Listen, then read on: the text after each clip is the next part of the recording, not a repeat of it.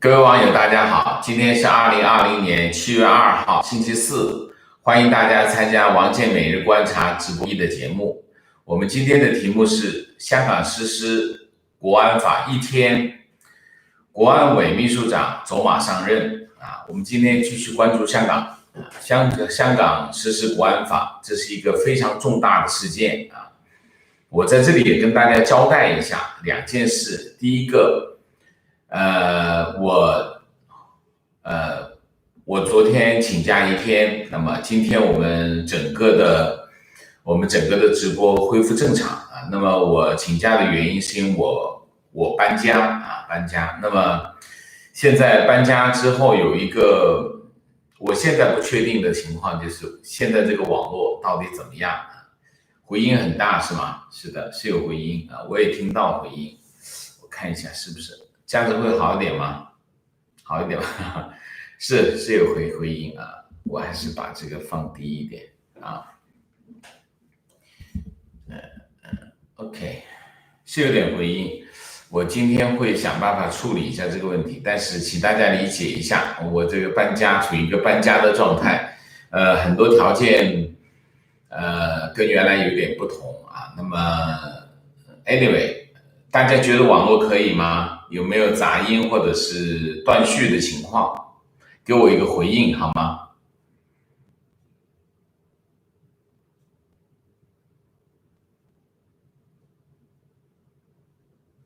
？OK， 好，好，那我们继续网络 OK 可以是吧？好，停，好，可以了，停好，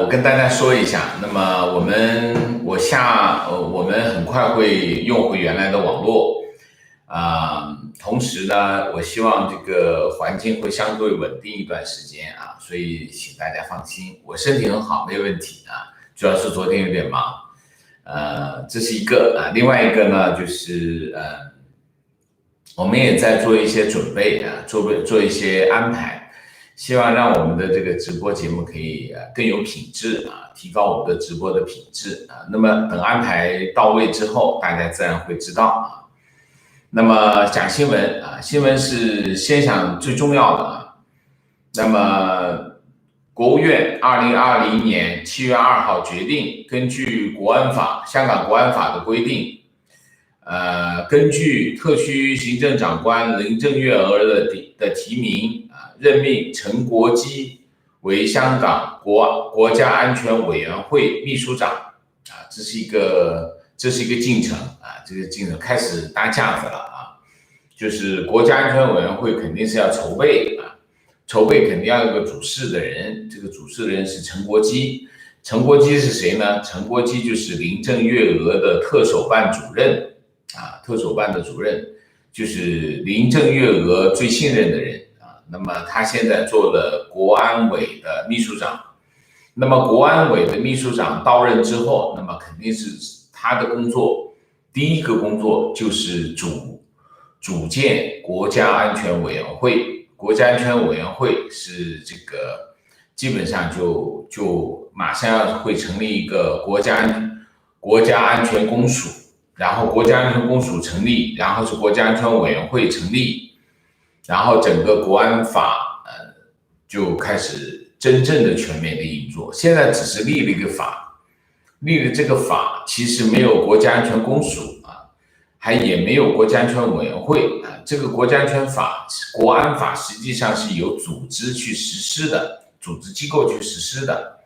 那么国安秘书长任命到位，也就意味着整个的国安法的实施正在路上这是第一步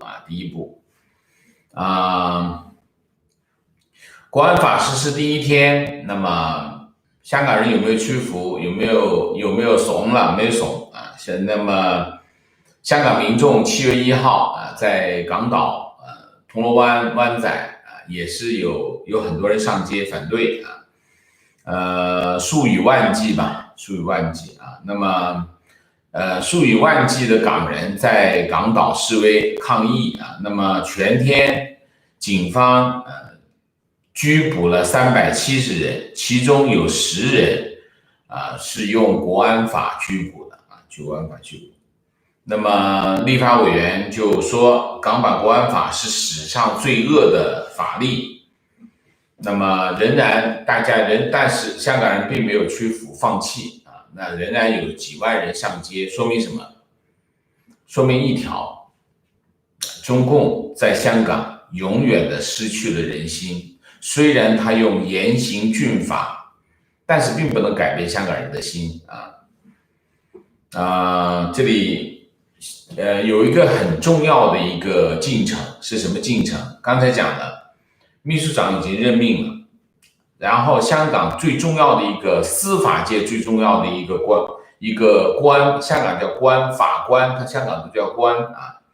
终审法院首席法官马道立就是香港司法界最重要的人物了啊。那么7月2号发表措辞强硬的这个声明，强调司法机构有使用和限制责任，保护和维护司法机构的独立性和法治，两者接受基本法保障。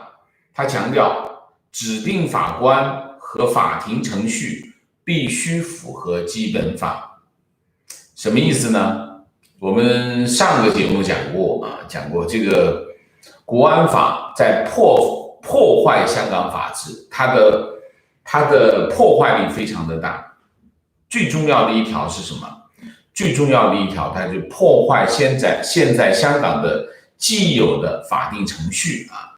那么它怎么破坏呢？它在国安法里面，它有个做法，就是特首指定若干法官去负责处理国家安全的案子啊。那么它违背了现行的司法程序啊，3条。第一条，特首介入指派法官的机制。那么法官不能够被特首这么指派啊，这么指派是违背现有机制的，这是第一个。第二个，现任法官只有1年的任期。现在香港的法官是什么？现在香港法官是终身制，你要做了这个法官，你就做一辈子。只有一部分，很小的一部分，他是什么？他是3年1任啊，3年1任。但3年1任也不对，就是1年，你这1年说明什么？说明就是你不想，就是你不高兴，随时就把它换掉，就这个意思啊。这是第二个。第三个，那么没有强制咨询2个律师会参与的司法人员推荐委员会，香港的委派的法官啊，没有强制，就是委派法官一定要咨询2个会。大律师会跟律师会的司法人员推荐委员会的意见啊，这是个非常重要的机制。那么如果他取消了这个机制，改变香港的法治，这就是为什么终审法院首席法官马道立就提出强硬声明的一个原因啊。那么在香港还在发生什么事情呢？还在发生一个非常重要的事情，就是香港众志的常委叫罗冠聪，大家很知道啊。罗冠聪，香港众志有3个常委，一个是黄之锋，一个是罗冠聪，一个是周庭啊。那么罗冠聪在国安法生效前离开了香港，但目前不知道他身在何处啊。那么罗冠聪还有众志成员从星期3，就是从昨天开始，没有回复任何的电话啊。那么香港的另外2个常委，一个是黄之锋，一个是周庭，因为他们有案在身啊，所以他们不能离港，所以他没有离开。但是不是这个原因不知道啊。那么为什么罗冠聪离开，我不做估计。但是罗冠聪在星期3就7月1号晚上用这个视频的方式在美国众议院外交委员会上做发言，听证会上做发言，这我相信这跟这是有关系的啊。他在发言中批评中国大陆强推国安法，违反中英联合声明一国两制，令香港成为另外一个大陆城市，并促请国际社会和美国不能坐视不理。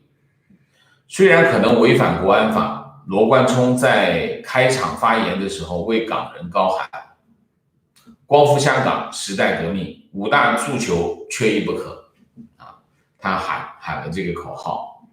那么同场参加这个视频作证的还包括前立法委员李卓人，还有流亡美国的香港大学学院的这个前编辑梁继平。那么罗冠聪、黄之锋、周庭那么他们整个众志是一个学运组织，其实一开始是学运组织，后来他非常积极的参与了香港的这个反送中和这个叫什么这个国安法的运动，他在这个运动当中起了非常重要的作用，但是他并不是这场运动的领导者。从反送中运动到现在，整个香港的反抗运动没有领导者，为什么？就是因为没有领导者，所以特区政府拿他一点办法都没有。因为你有领导者，把领导者一抓，问题就搞定了，但是没有。所以其实这场运动完全是香港市民自发的运动那么这里面我要讲一件事情。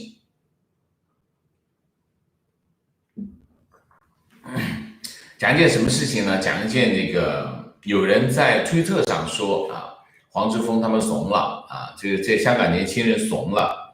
为什么？因为黄之锋、周庭、罗冠聪退出众志，然后呢众志又解散有人拿这个来说事。那么这种说法有两种情况。第一种情况，五毛污蔑香港年轻人或者五毛在污蔑香港的这个抗争者，这是第一个情况。第二个情况，国内的一些朋友或者网民不了解香港的情况那么胡言乱语我叫胡言乱语。香港人怎么看？我们先说香港人怎么看。香港人有两种看法，基本的看法是这样。第一个，不送头，叫广东话叫冇送頭。什么叫不送头？把头送出去送出去叫做什么？做烈士，就是在这种紧要的关头把头送出去做烈士。戊戌六经君子就是这样他知道要抓他都不走。为什么？这就送头，我要做烈士，警醒世人但是香港人的做法不一样香港人认为是什么？风讨佛塞，就是风头火势，避其锋芒，自然之选香港人会觉得你这个气势汹汹杀来，我为什么要送头？我不送这个头。坚持理想很重要，但是最重要的是能够坚持下去。把头都送了，你怎么坚持下去？你的理想就坚持不了。所以不是在这个时候牺牲所有的力量，在这个时候牺牲所有的力量不值得，应该保存力量在这个时候。这是香港人的看法。你去问一下香港人是不是这么看？香港人都是这么看的。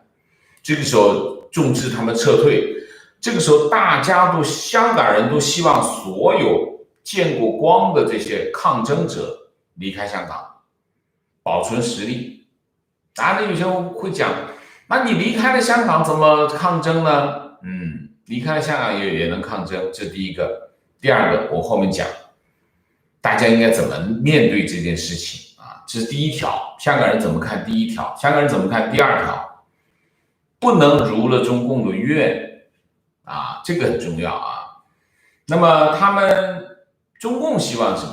中共希望所有抗争的人这个时候排上队一字排开，把头送上，然后他一网打尽。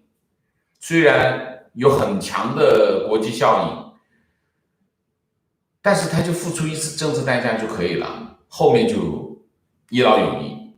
一网打尽最好，他一劳永逸解决问题，因为后面就没人领头的了。有啊，有个别市民在街上抗争没有用，因为他们不被认知，所以这些被媒体熟知的这些人，他们的力量非常的大，所以一定要保护他们，所以不能如了中共为愿，大家不要送头，这个时候不能送头啊。我怎么看？3点。第一点，任何人，你不在香港，你没有经历这件事情，你没有身处香港的人，都不应该质疑身处香港抗争者的选择。任何人啊，你只要你不是其中一个分子，他们自己会做自己的选择，没有人有资格、有权利、有 position 去质疑这些抗争者做什么样的选择，没有人没有权利做这件事情，这是第一条。以前有一句话叫 "You can, you are"， 你行你上啊，对吗？你身处香港的那些抗争者，什么情况？你有什么资格说别人？说三道四，对吗？这是第一条。第二条，在这个时候，最重要，第一要考虑的是什么？第一要考虑的就是保护他们，这是基本的道德要求。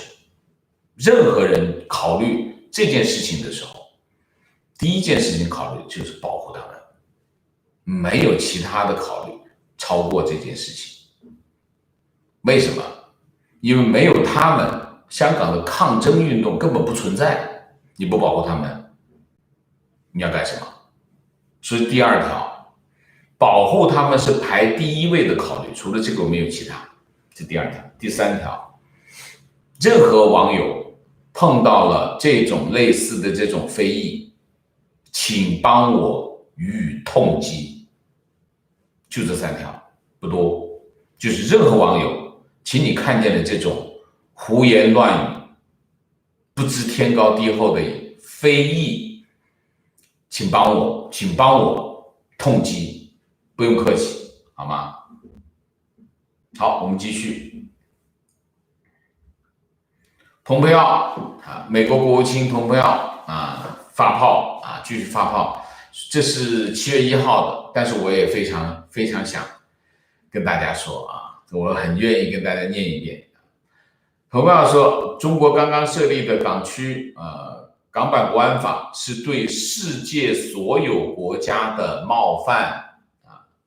他说，美国深切关注这项法律中影响广泛的条例。我们对生活在香港的每个人，包括美国人的安全，深切忧虑。法律第38条规定，非香港居民在境外针对香港实施该法规规定的犯罪也属该法适用范围。蓬佩奥这么说，他说这可能包括香港人美国人啊，这一规定太蛮横，是对全世界的冒犯。这个所以我们专门做过一个节目，讲什么？讲国安法到底有多狠毒？国安法非常的狠毒。蓬佩奥讲，他说这是对全世界人民、全世界所有国家的冒犯。那么传统基金会他们这个一个副总裁出来说他说这话也很到位，我也念给大家听一下。他说这就是中国共产党如何对待自己对本国人民做出的承诺，世界一定会对这个政权的全球性行动感到害怕。其实中共就是想让大家都害怕他虽然我一直讲大家高估了他的实力，高估了他的实力有两个原因。第一个原因是他诚心的欺骗，第二个原因是什么？第二个原因是大家低估了他的决心，低估了他的决心就会误判他的行为背后的各个因素你就像港版国安法，他为什么搞得这么狠毒？他就是要让大家害怕他，它背后是什么？背后啥都没有。其实老实讲，它是背后啥都没有，除了警察除了警察、军队以外，它啥都没有。香港人民会明星，香港明星现在是什么？香港明星现在就是一样东西，反共，除了反共没有别的所以这件事情他做的让全世界都看得清清楚楚、明明白白，它到底是个什么样的属性所以这件事情我不愿意用国内的话来陈述，但是这件事情有一个正面的效果，就是让西方国家迅速的看清楚这件事情，包括中共本身这个非常重要说英国作为中英联合声明的这个缔约方他马上就做出了一个非常强硬的回应，给300万香港人，300万香港人多少居民？香港有大概740万香港有740万人居民他给其中的300万人申请移民，可以申请移民香港。新闻是这么说的英国首相 Johnson 1号向美国国会说，中国制定并实施香港国安法明显严重违反了中英联合声明，也侵犯了香港的高度自治，与香港基本法相抵触，威胁了中英联合声明所保障的自由和权利。约翰逊说，中国一意孤行，英国就让具有英国国民海外身份就是 BNO 的人入境英国，并授予他们有限的居留许可，让他们在英国能够工作生活，然后申请成为英国公民。然后外交大臣拉布1号在国会下院宣布，将英国国民海外护照持有人就是 BNO在英国居留的10天由6个月延长到5年那么英国国民海外护照是1997年这个香港主权移交给中国的时候为香港人推出一个特殊的政策，目前只有35人持有，但是按照英国政府的数据，有290万人符合申请资格拉布是这么说，新的规定将容许300万持有英国国民海外护照的香港人拥有在英国的居留权居住和工作的权利，居英5年后可以申请定居的身份，再过12个月就可以申请英国公民，然后拥有平等的权利这是一个非常好的政策那么对香港来说，这是一个香港的这些居民来说是一个非常非常有价值的政策。为什么？因为香港人去英国应该去英国生活不是非常困难那么而且双方之间有非常多的这种文化上的接近性所以香港人去英国生活是一个不错的安排那么我们上个节目讲过英国有一个非政府组织叫香港监察，香港监察其中有一个赞助人和成员就是前港督最后一任港督彭定康。那么彭定康呢是这个其中一个赞助人。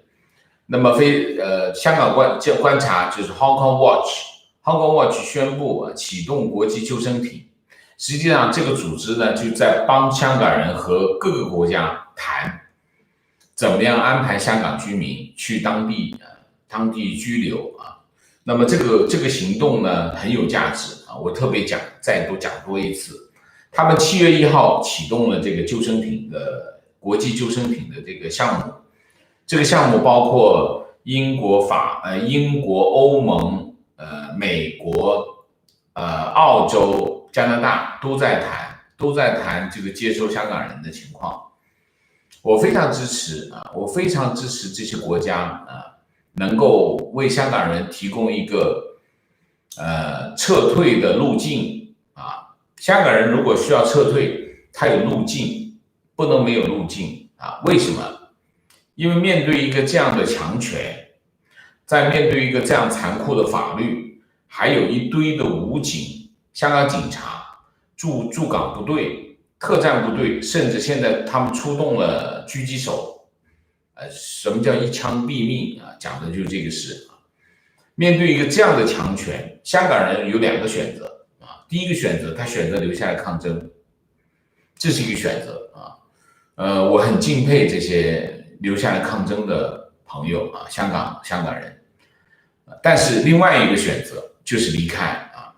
那么这两个我都尊重他们的选择，但是我希望能离开的香港人能够真正的离开，所以需要更多的国家为他们提供这个撤离的路径啊。那我都支持，他们的选择我都支持，我没有任何的异议。我只是希望多一点的国家提供更好的条件让香港人撤离，其中当然还有一个就是台湾啊。台湾蔡英文总统推出的这个给香港人推出的这个救助计划也非常的好啊，所以我希望更多的国家能够参与这件事情。7月1号，这个接任欧盟轮值主席国的德国指出，中国在香港实施国安法将影响欧盟与中国的关系。外长马斯呼吁欧盟立即向中国迅速发出清晰的信号，并且形成共同的对话立场。欧盟外交与安全政策高级顾问弗雷利我们上次讲过，弗雷利在中欧峰峰会之前开过一个记者会，不知所谓啊，就是大家在问他对话立场的时候，他顾左右而言他的立场，大家看一下，发表声明，他说欧盟认为至关重要的是必须充分保护香港居民现有的权利和自由，这包括言论、新闻出版、集会、游行等自由。他敦促中国避免采取危害香港法律和人权方面的行动。软吗？他们还没有采取行动，欧盟还没有采取行动啊。那么还有两件事情在发生。第一件事情就是英国、美国、加拿大同时发出什么？发出这个旅游警示啊，同一天发出旅游警示，就是说提醒国民在香港可能面对遭受任意拘留或者遣送到大陆的风险。然后呢，这个美国商务部长罗斯在接受 Fox News 的访问的时候，他是这么说的。他说，由于中国开始用这个国安法镇压示威者，总部设在香港的企业，如今可能还要重新考虑和中国的关系。那么还有总部设在香港的企业要考虑香港是否仍然适合做总部啊。那么这里面有几个关键的点。一个关键的点是什么？一个关键的点就是这次国安法除了对香港人采取一系列非常严格的非常我们讲宽泛而严厉的这个措施之外，其实这里面有一条，这一条就是这个法律的原意是就是不让香港人和外国其他国家机构接触。他们发现这次从这个反送中运动到这次国安法，其实香港人表现出来的非常广泛的这种国际视野，对中国在这件事情上的操作影响非常大你想香港的国际线，香港的反抗者有一条国际线，这条国际线是什么？这条国际线就是和全世界主要的国家全部联系发生联系，告诉他们发生在香港是什么事情香港到底发生了什么事情，让全世界来关注香港。这件事情其实呢是中国最害怕的事情，所以其实在这个港版国安法里面有很多的地方对对香港人与外国的机构联系啊，这叫勾结，勾结就是联系啊，只要你联系就叫勾结，勾结只是个贬义词，它里面有很多说勾结啊，只要勾结，那你就有问题。它不仅仅处理香港人，而且处理外国的机构，这样的话，外国的机构也会受牵连啊。这样的话，这个法律就变成一个，他把这个管辖权扩大到全世界。他有没有他是不是企图这样做？其实也不一定啊。他们就是做事就这么烂，不是说他真想管全世界，不是的，他在吓唬大家。但是他没想到全世界会当真，为什么？全世界的法律是有效的，只有中国的法律是无效的，所以中国的法律是乱写，他乱写没关系，因为他自己也没打算执行这法律。但是这个法律搬到香港来就不同，你想一下，香港本身是个法治社会，然后全世界都是法治社会，你出一个这法律，你乱写，全世界会怎么看？全世界不会觉得你是在乱写，全世界会觉得你在恐吓全世界。这就是这个法律出来之后的效果，就是它的正面效果是什么？它的正面效果其实是让大家更清楚的知道中共是一个什么样的组织，中国在中共的管理下是个什么样的状况，大家就开始明白了。其实在此之前很多人是不理解中国到底是怎么回事，但是当中国在香港做越来越多的事情，就是他曾经在国内做过的事情搬到香港来的时候，大家可以通过在香港发生的事情理解在中国发生的事情，所以这件事情又变得有正面的效果，就是大家可以理解中国的事情是怎么回事啊。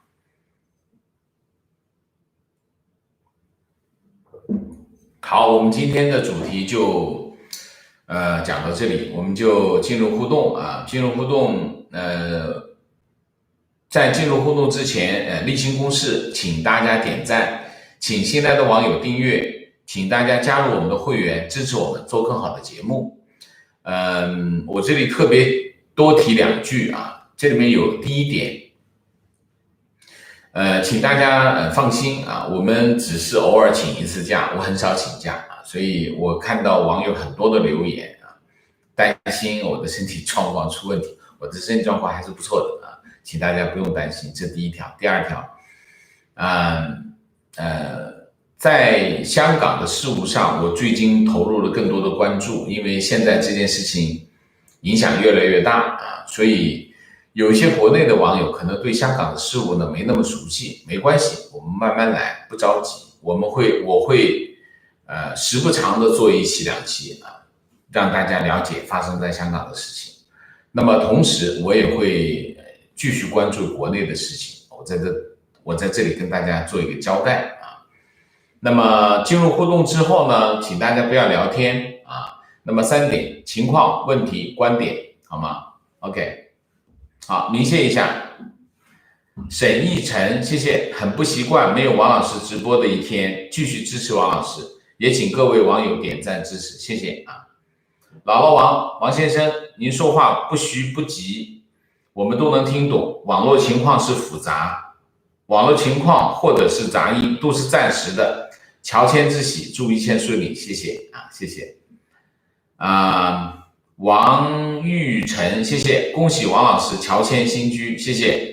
沈奕晨，祝王老师乔迁之喜，谢谢啊。Amy Wang， 谢谢，恭贺王老师乔迁，希望王老师有个好邻居啊。是的，我看样子邻居还不错啊。姥姥王，谢谢，代表好友 Vicky 曹，听您的讲评与分析是如沐春风，如饮甘霖，谢谢。Sophie 王，谢谢。溜溜，小别胜新婚，哎。什么情况？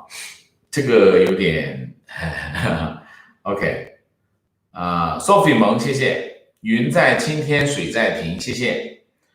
Ben Chao， 谢谢。Patrick 长，谢谢。高盛如，谢谢。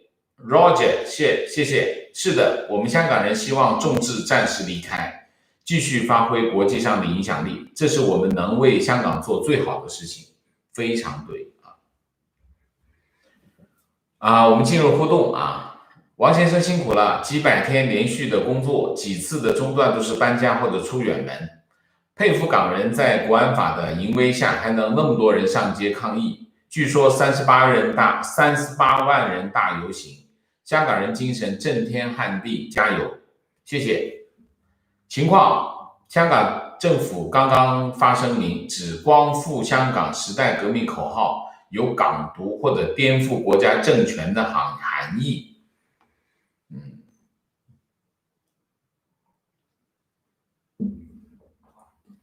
特区政府说了不算，法庭说的才算这是香港人的常识情况国内太可怕了，百度热门第一条就是香港165万市民签名抗议美国干预，真可笑，中南海那一帮恶徒，26省大水无人去看一眼，却躲在安全的地方向香港人举起了屠刀。非常正确。情况，国安法颁布第一天，港股大涨，也真是服了这些人。不是，那是维稳行情不用忽略它就好，我们提都不要提，没有意义。想大逃港的香港人，现在是抛股票、房产的大好时光，过了这个村没这个好事的。中共现在还要脸，能托盘，抛了港币资产，购入美元资产吧。这是最后的机会了，当然这也是无声的抗议。你们以为房产和股票还能涨吗？观点，我认为川普不是不明白香港的情况，是不想付出大的代价。香港现在需要的绝不是移民，而是对抗的力量。香港人在这一年里已经尽了最大的努力，但是对付邪恶这些还是远远不够的。美国既为灯塔国，那么就有为点亮普世价值而燃烧的义务，不然谈何正义？非常正确。观点，中共最怕的就是港人抗争精神延烧到内地，国安法恰恰展示出他们无穷的恐惧，非常正确。提问，既然这个恶法已经生效，那我们这些为香港人发声的人是真的都不能再去香港了吗？连香港航空公司的飞机都不能坐了，中共和中共控制下的港府真的有那么大的约束力吗？你是在哪里？我不知道，你是在海外吗？那你要小心一点，不要被他认出来就行有人说港区国安法是世界范围的，只要违法了，进香港都是等同犯罪。川普来了香港也能抓去坐牢，是这样吗？法律是这么说的问题，观点，能走就走，不走不就应了留岛不留人的主张吗？香港是港人的，凭什么我们走？请教王先生的看法，谢谢。能走就走，不是港岛在那里，他又不会飞走，我离开也只是暂时的，对吗？中共还能一直霸着吗？所以在这个时候能走就走，我是支持的。当然有香港人留下来抗争，我也很感佩，但是这个时候能走就走，我觉得是没有问题的没有问题的。所以凭什么我们走？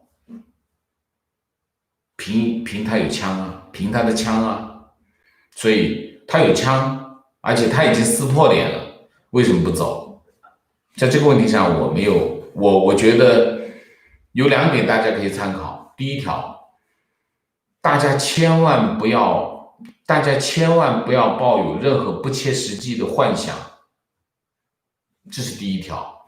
现实是港版国安法已经实施了这个法律已经出来了，这个恶法已经出来了大家不要抱有任何幻想。你看一下那个条文，一条一条的条文，那会真实的发生的。这跟大陆不一样，大陆也是，但只不过大陆它那么严苛的法律，它也不执行，它是随便乱来的。我们不讲大陆，我们就讲香港。香港的这个法律真的发生了，它真的会实施的。所以大家千万不要做不切实际的幻想，这是第一条。第二条，你有10000个理由留下，你只需要1个理由离开，是吧？你想一下是不是？你有10000个理由，哎呀，我的小孩在这里上学，哎呀，我的工作在这里，哎呀，我熟悉了吃这个餐厅的东西，哎呀，我熟悉那个地方买东西，我现在生活在这里还不错。你有10000个理由离开，只有1个理由你可以离开你有10000个理由留下，你只有1个理由离开，就是他有枪，他会开枪，这不够吗？所以在这个问题上，能走就走，我是支持的，我支持这个观点啊。那么当然有香港人留下抗争，我当然非常感佩，我能阻止吗？我当然不能阻止，但是我不鼓励，我希望这些人改变主意，能走就走，好吗？问题，中共会出什么招数来拉拢更多的香港人留下，还是他们根本就不在乎有多少厉害的人离开？那我不知道啊，中共的招数你得问他去。我只知道我自己的想法，好吗？我可以推测，但是没有意义。我们在这里推测那些招数有什么意义？你说，我们最重要的是知道，我们现在一定要知道什么？知道2个局啊。第一个局是什么局？第一个局是全球的局，中国、美国这2个关系，这是一个大的局。中国和西方国家，这是一个大的局。然后全世界是一个局，所以这是一个大局，我们脑子里一定要有个这个大局。中国跟美国之间、中美之间在发生什么事情，我们之前做了很多节目，大家跟着看就会明白。然后中国和西方世界发生了什么事情，大家要知道这个事情是怎么样的，有多复杂啊。这是第一件事情，第一个局。我讲的是香港人啊。第二个局就是在香港在发生什么事情，这是第2个局，这是小局啊。这2件事情要放在一起来看，你才会做出一个明智而理性的选择。你做出一个选择，然后就让自己和家人安全。君子不立危墙之下，讲的就是这个。这个时候一定要想清楚，不能抱不切实际的幻想，也不能够侥幸啊。有句话叫覆巢之下焉有完卵。国安法是什么？国安法就是这个动作，它摧毁的是什么？摧毁的是一国两制，它摧毁的是一国两制。大家想一下，香港在1997年之前享受了一直享受的繁荣稳定，因为它拥有法治和自由，它没有民主。但是英国好在英国是君主立宪，所以这个主机在英国，在这个民主的国家问题不大。香港回归之后，由一国两制，香港持续了20多年的繁荣啊。这个繁荣其实是一个逐步变质的过程。港版国安法连一国两制都不留了，直接翻过来了啊，直接翻过来了。那意味着什么？中共直接深入到香港去，伸手去抓人了，抓那些不听话的。大家记住，你别以为我不是那些不听话的人，你记住，把那些不听话的人、会反抗的人抓完之后，就是顺服的没那么好的、走路姿势不大对的人都会被抓的，抓这批的。抓完这批之后，再抓什么？赞扬的不够热情的人也要抓起来。记住，在中国大陆就是这么发生的，你不要抱有不切实际的。我没有反抗他，我甚至是去支持他。记住，有一天你支持的不够热情，你鼓掌的不够声音不够响，你欢呼的不够声音不够大，你甚至某个领导人死了你都不哭，可能都会被抓起来。事情就是这么发生的。你以为一开始中国大陆是怎么发生的？你看一下50年的上海，仍然非常繁荣。但是后来像上海是怎么发生？就这么发生，跟现在港版国安法是一样。我经常讲一个故事，就是那个故事是什么？那个故事就是蛇咬乌龟的故事，大家可以往前面看，看你能不能找到。蛇最后把乌龟给咬了，两个东西都往下沉。乌龟问他：“你为什么咬我？你也会淹死。”蛇讲了一句话：“我忍不住。”对，蛇就是忍不住，它就是要咬，它就是忍不住。香港发生这件事情，老实讲，我终于搞明白了，他就是忍不住，他就是要咬，他就是忍不住把上海干掉，过了几十年再把香港干掉，他就是忍不住，没有别的啊，这就是他的属性。所以我有一天我突然走到马路上，我突然想起了这个故事，我就一下子我就想通了，香港为什么要这么干？中共这么干愚蠢啊，损失多大呀？杀敌800，自损10万呐，是一件这样的事情啊。他为什么要干这样的事情？后来我想起这个乌龟和蛇，我跟大家讲的这个故事，我一下子就明白了。他根本忍不住，他的属性就是这个，所以大家从今天开始不要问中国为什么要这么干这么愚蠢的事情，不要再问这个。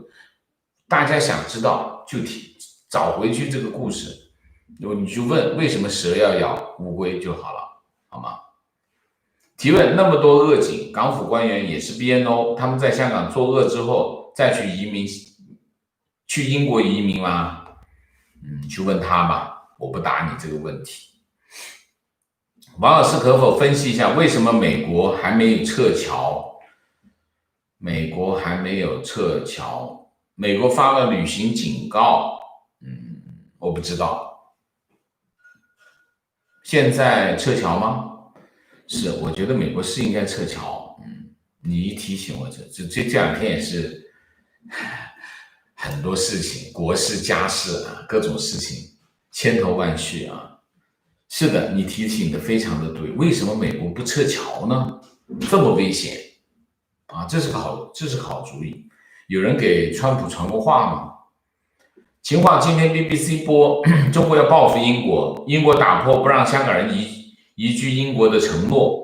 身边的英国朋友感到极度不可思议，他说明明中国先撕毁一国两制的条约，这就像你先用铁棍打了我的头，我甩了你一巴掌，你还大声嚷嚷我打你。英国议员说，中国能怎么报复英国？中国也要开放300万名额让英国人移居去中国吗？可笑。报复，使劲报复，我就觉得中国要报复英国，报复美国，报复加拿大，报复澳大利亚，报复全世界最好，全部报复印度啊，那就这事儿就好办了啊。观点：昨天看见有人举一张白纸游行，我觉得这个方法很好，无声抗议，表达不满的同时也保障安全。情况：刚才收到房东的信息，说公安要求所有租户上报如下信息：曾用名、就业单位、文化程度、婚姻状况、职业等信息。他们也在收集我们的资料。提问：中共一定会在香港对小孩子进行洗脑教育？请问王老师有什么对策吗？中共会不会在香港设立网络防火墙？没什么对策，能走就走，好吗？王老师，我是大陆聆听者，我觉得香港人太注重君子做法，太低估共产党。共产党就是比流氓还流氓的人，他们什么都可能用君子之道，他怎么可能用君子之道来处理事情呢？但是我非常香港人和台湾人，他们是中华民族最后的美德和真君子，希望他们平安归来。谢谢你。观点：国内现在言论禁止唱衰经济，自媒体发房价下降和企业破产都被视为不合规，无法上传。国内要是欺骗民众，中国还是那个厉害的国，继续做欣欣向荣的白日梦。这个没有用，他现在国内你去看国内的媒体啊，关于国内经济的情况已经不让讨论了。现在不是说普通老百姓不让讨论，现在就连这个经济学家都不能说话。就是经济情况到底怎么样，没人知道，但是我知道什么情况。大家看一下你身边的有多少公司在倒闭就知道了。这个情况是非常的危险。中国现在的经济情况，非常的危险啊，非常的危险。有几个情况是有状况的，有3件事情是他在做一件让他的经济出现状况的政策。第一个政策，人民银行建立了一个这个系统工程。系统工程怎么样呢？就维持人民币的汇率不变，人民币不贬值，这是一个人民银行的系统工程。这个系统工程的最核心的一点是什么？商业银行停止就是减少对外售汇，就是不让你换美金，一句话就是不让你换美金。但是它有很多柔性的做法。哎呀，你要换1万啊，我就哎呀没有这么多，换1000行不行？行，先换1000。好，我今天这里外汇卖光了，你明天再来，明天来还不行，还没有，你要不去其他银行看一下，过了3天换给你1万美金，拖了3天才换给你1000美金。现在所有的商业银行的做法都是这样。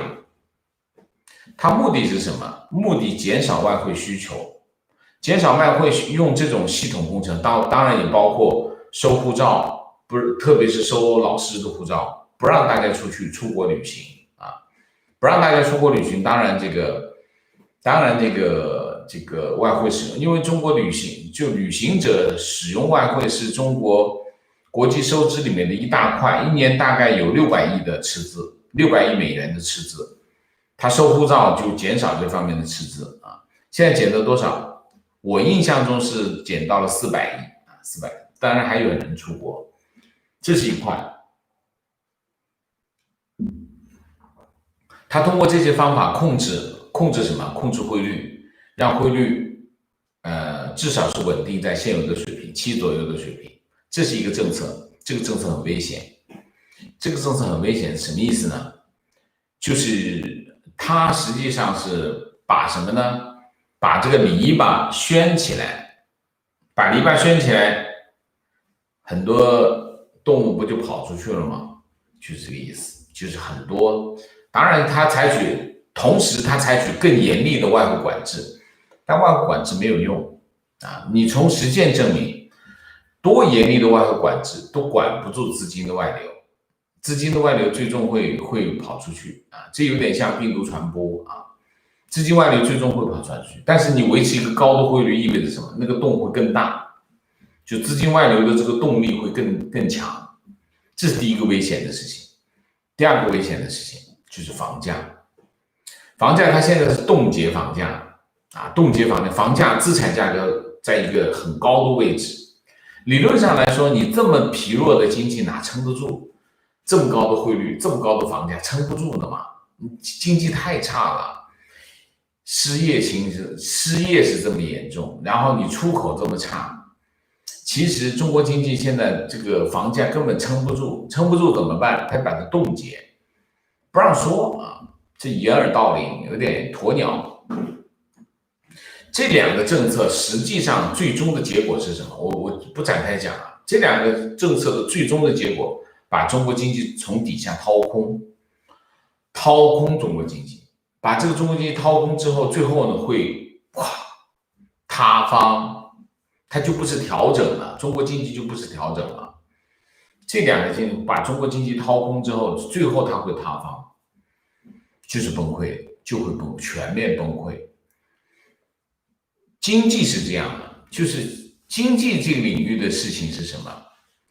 就是你所有该付出去的成本，你一定会付出去啊，你一定会付出去，只是你在不同的时间的问题，在不同的部位的问题。如果你不想这个时候我就是不付出这个成本，不付出这个代价，你有一天这个要账的同一天上门，你就全完蛋，就是啪就塌方，就这个情况。所以中国经济现在2个政策，一个政策什么？一个政策就是维持人民币汇率的稳定，在这个水平上的稳定，这第一个政策。第二个政策，维持房价，这两个政策将是中国经济的一个心腹大患，迟早会出大状况啊！所以中国经济大家要小心啊，要小心啊！观点，我不认为港人都走是最好的办法，邪恶不会因为谁走就改变，反而会更邪恶，因为他们能从邪恶之中得到好处。我认为应该抗争，但是要聪明的抗争，比如都去中资银行取美金，不去中资银行去消费，全民打小人，打那几个恶的人的脸，全民都打，这样才是正确的选择。我不反对你的意见，但我不赞成。为什么？谁来留下？谁留下？你说谁该留下？谁该留下抗争？谁该离开？谁该离开？你说这个没有选择，对吗？你没有一个尺子在那量，这么高的留下，这么高的全走，你不能这样讲吧？所以这个问题其实是没有答案。但是我认为，留得青山在，不怕没柴烧，先走了再说，留他一个臭港给他。你自己玩吧，我看你玩成什么样，你说呢？我是这么认为。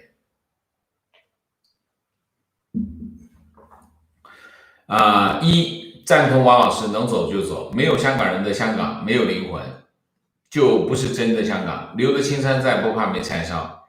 现在走的不是香港人怕了，而是香港人的战略撤退。中共丧心病狂地推出国安法，说明他们才是真的怕，证明香港人1年多的抗争取得了成果。只要再坚持一下，香港人很快就会取得胜利。在香港的媒体最好把恶警的警号都拍下来，提供给美国，把他们放到制裁名单上，荣归香港。非常正确，我支持你的这个说法啊。当然，每个人有自己的意见，我没有，大家讲自己意见，我不反对啊，我不反对，我也会念出来啊。每个人都有自己的看法，没有问题啊。情况，感谢王老师在香港几个月一直听您的节目，前天冒着风险回到墙内，今天在香港酒店隔离第2天，为了听王老师节目，第一时间找到朋友买了翻墙软件，在酒店隔离像坐牢一样，每天住328加餐65，隔离14天，费用自理，好惨。观点，可以用老共初期的做法反击那些人。当年地下党是光明正大的在街上搞革命吗？说现在抗争者是怂包，那是在骂当年地下党不搞双重标准吗？仔细扒起来，粉红脑袋漏洞百出，不必纠结这种事情。真的，我觉得真的不必跟他们纠结。你说说看，有个5毛上来说屎好吃，你跟他讨论屎怎么好吃，明明是饭好吃，你跟他讨论这样的问题干什么？我认为真的不需要跟他们去讨论这些问题，你说呢？不讨论。我看见5毛，第一件事情拉黑啊，我第一件事情拉黑，不跟他，大家见5毛就拉黑，这件事情才有意义啊。观点，香港国安法就是军事戒严法，可以滥权、滥捕、滥压，甚至滥杀无辜。想请问，与中国签引渡条例的国家，以后去这些国家是安全的吗？非常正确的一个观点。其实现在所有和香港有引渡条例的国家，应该尽快的撤除这个引渡条例。为什么？因为其他的国家的人不敢去你那里，对吗？你想一下是不是这个道理？因为你有引渡条例，他说那个人违反我的国安法，麻烦你帮我送过来，你能不送吗？你有条例签的条例，你能不送吗？所以这些跟香港有引渡条例的国家，应该尽快的撤除这个条例啊。情况：1999年有次听某党校教授讲课，谈到香港时公然叫嚣什么一国两制，最后都要一国一制。当时大家都笑，现在想来一点都不好笑。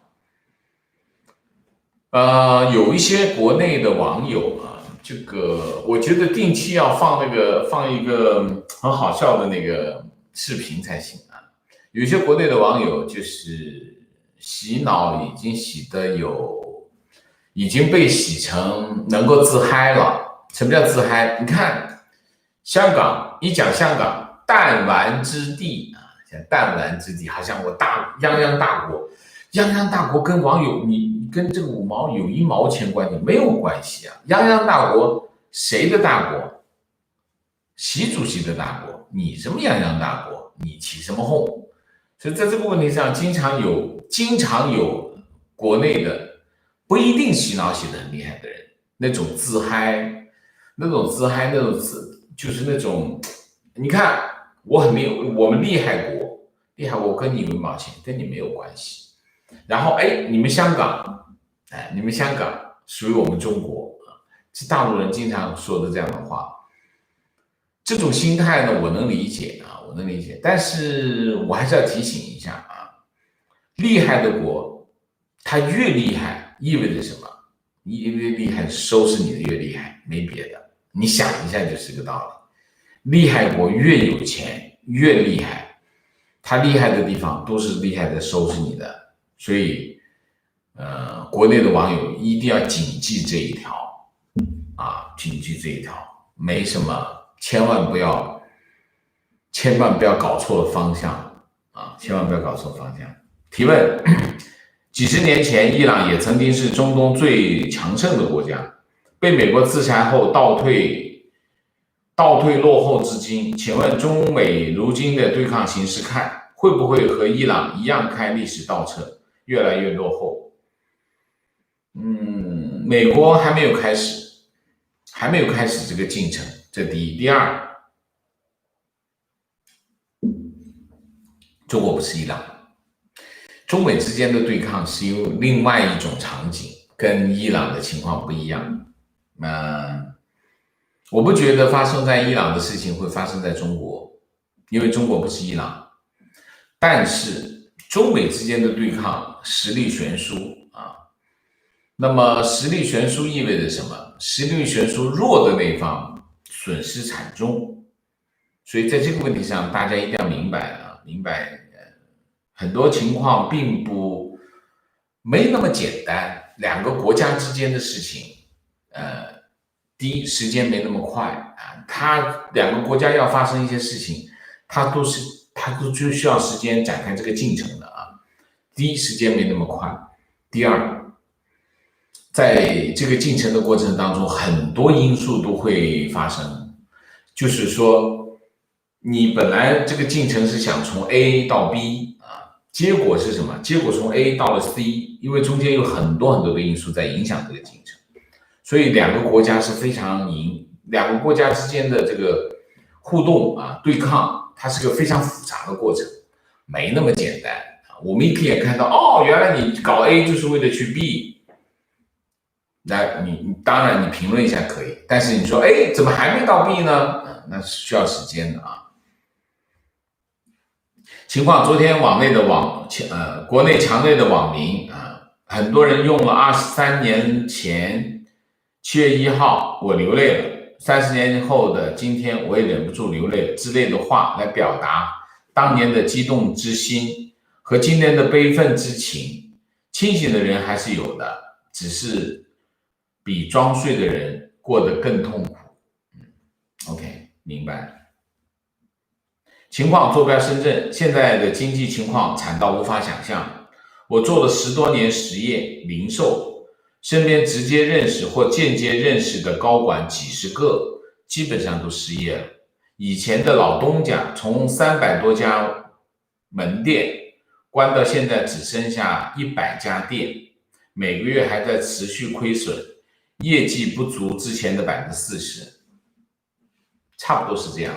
差不多现在的经济情况就这样啊。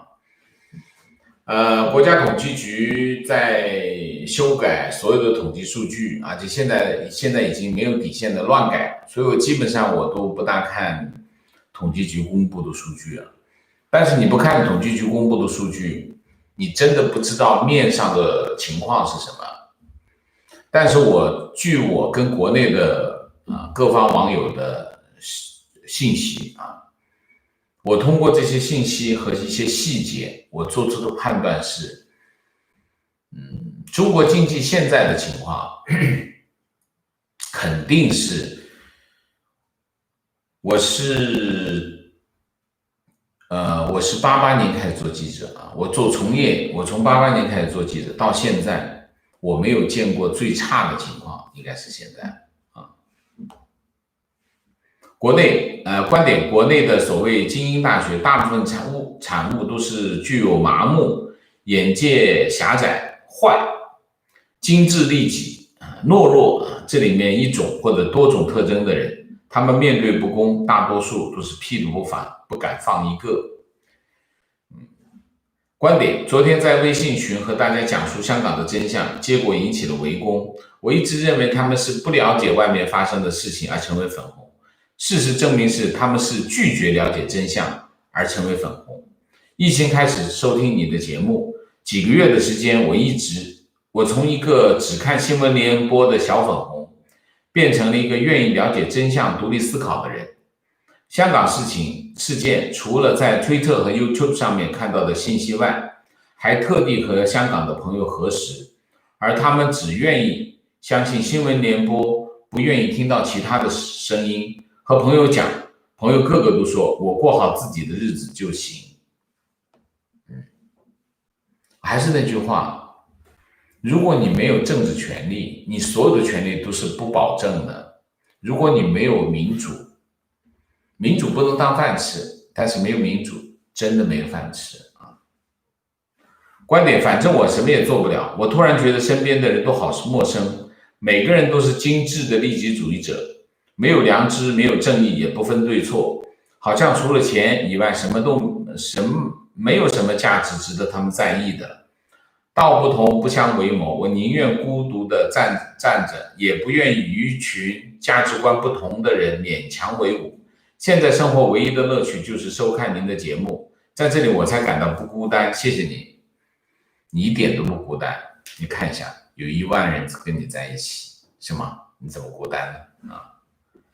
加油，好吗？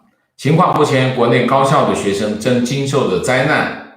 在形式主义假闭环式管理下，学生不允许出学校，而非学生人员均可以进出学校，其中包括教职人员、维修工人。在校内，所有的人都会互相接触的。王老师知道这个情况吗？请问如何看待？学生该怎么办？学生不可以出校，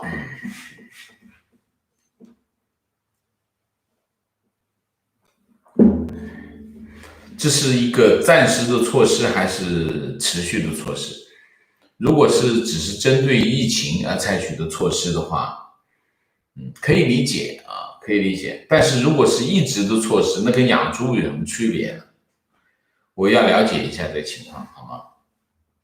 大家都低估了中共的邪恶，看看当年6·4屠杀，今天的香港是如出一辙。中共最关心的是掌握政权，他的所有工作重点都是以此为中心进行的，他们根本不在乎外面怎么看，他们的策略就是先维护他们的政权稳固，然后用其他的政策来拉拢西方国家，用利益来改善自己的形象，这是中共一贯的风格。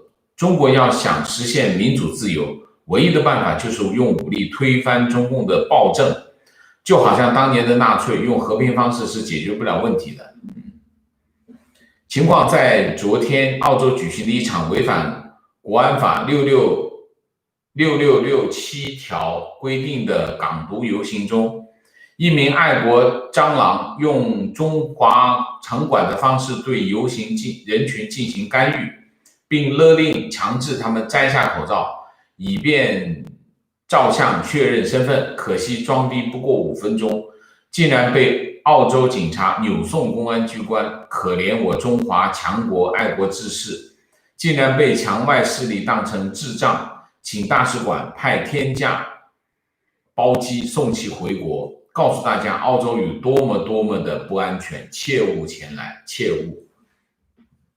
观点：香港1年的抗争，回头看才明白6·4和海外民运不能成事的原因。不割席，不送头，民主只有敢于抗争、善于抗争的民众才配拥有。我念不完了念不完了。好，明谢吧，大家去社区看一下好吗？明谢 Kathy， 谢谢，支持香港，支持王老师做更好的节目。玉鑫，谢谢，红庞，谢谢，支持王先生对勇敢的香港人的支持。Daniel 梁，谢谢，恭喜王老师，谢谢。Acisa， 谢谢。